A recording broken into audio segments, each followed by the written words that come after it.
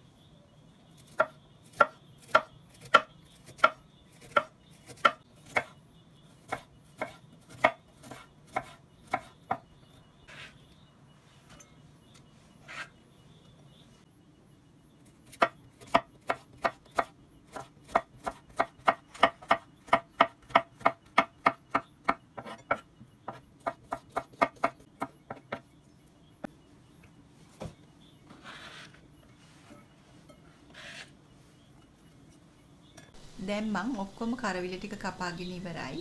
කහකුඩු තේ හැඳි භාගයක් මේ විදිහට දාලා හොඳින් මිශ්‍ර කරගන්න ඕනි.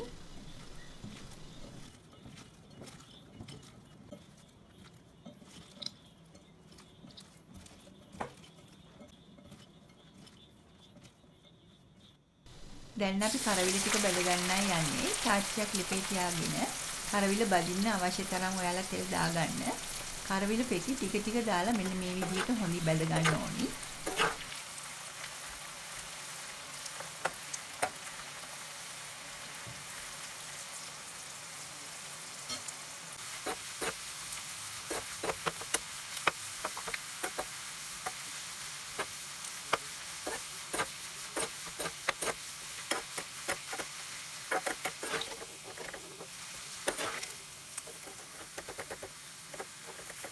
මෙන්න මේ විදිහට හැන්දෙන් දෙපැත්ත පෙරලමින් රන්වන් පාට වෙනකම් බැද ගන්න.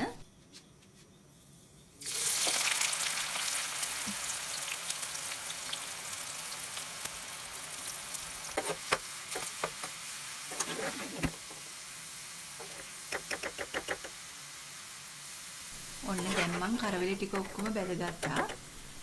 ඊළඟට මං පෑන් එකක් ලිපේ තියාගෙන බටර් තේ හැන්දක් මේ විදිහට දාගන්නවා. බටර් ටික රත් වෙනකොට ඒකට මම කුඩාවට කපාගත්ත ලොකු ලුණු ගෙඩියක් එකතු කරගන්නවා.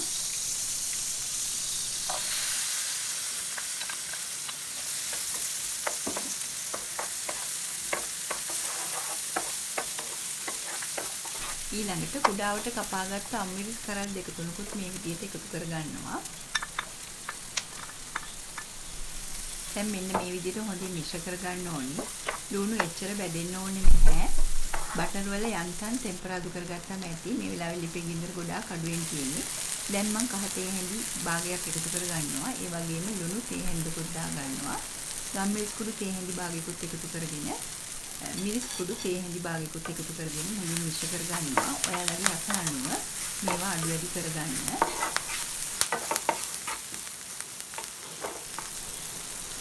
දැන් බැදගත්ත කරවිල පෙති ටික මේ විදිහට එකතු කරගෙන හොඳින් මිශ්‍ර කරගන්නවා. මේ වෙලාවේ ලිපේ ගින්දර නිවලයි තියෙන්නේ.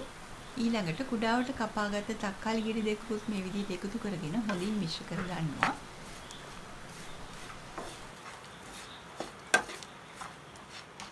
මේ කරවිල සම්බලේ රස වගේම ලස්සන වෙන්න මං රවුමට කපාගත්ත ලොකු ලුණු පෙති ටිකක් මේ විදිහට දාගන්නවා. දැන් සීනි තේ හැඳි භාගයකුත් දාගෙන දෙහි ඇඹුල් ටිකකුත් එකතු කරගෙන හොඳින් මිශ්‍ර කරගමු. ඔයාලගේ රස අනුව දෙහි ඇඹුල් එකතු කරගන්න. ඔන්න මං හදාගත්ත කරවිල සම්බලේ. සුවඳට රසට හොඳ පෙනුමට තියෙනවා. මේ කරවිල සම්බලේ උණු උණු බත් එක්ක හරිම රසයි. විශේෂ අවස්ථාවකදී අමුත්තන්ට සංග්‍රහ කරන්න මේ විදිහට කරවිල සම්බලයක් ඔයාලත් හදලා බලන්න. හැමදාම එකම විදිහට නැතුම් මෙන්න මේ විදිහටත් කරවිල සම්බලය හදලා රස බලන්න. ඉතින් ඔයාලා මගේ මේ රෙසිපි එකට කැමති නම් ලයික් කරන්න, යාළුවෝ අතරේ ෂෙයා කරන්න අමතක කරන්න එපා. ඒ වගේම ඔයාලගේ වටිනා අදහස් පහලින් දක්වන්න. සබ්ස්ක්‍රයිබ් කරලා නැත්නම් සබ්ස්ක්‍රයිබ් කරන්න කියලා මම ආදරෙන් ඉල්ලීමක් කරනවා. එහෙනම් මම නැවතත් මෙවැනිම රසවත් රෙසිපියක් අරගෙන එන්නම්. මගේ මේ වීඩියෝ එක නරඹපු ඔයාලා සියලු දෙනාටම බොහොම ස්තුතියි.